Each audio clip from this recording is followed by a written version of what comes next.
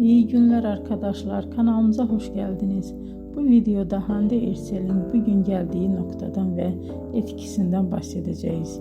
Hande Erçel yıllar içinde yalnızca başarılı bir oyuncu değil, aynı zamanda güçlü bir marka haline geldi. Birçok moda ve kozmetik markasıyla çalıştı ve uluslararası kampanyalarda yer aldı. Bugün o Türkiye'nin en çok konuşulan ve en çok takip edilen oyuncularından biri. Güzelliği, oyunculuğu ve ekran karizması sayesinde geniş bir hayran kitlesine sahip. Hande Erçel'in hikayesi bize şunu gösteriyor.